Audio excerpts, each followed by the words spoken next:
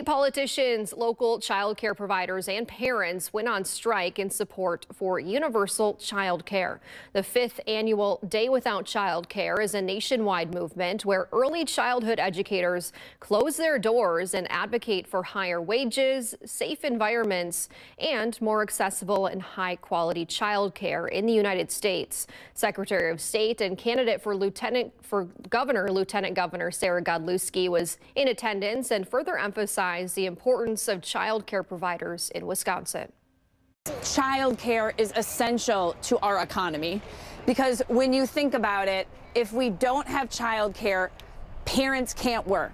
And if parents can't work, businesses can't thrive. And if businesses can't thrive, Wisconsin can't thrive either.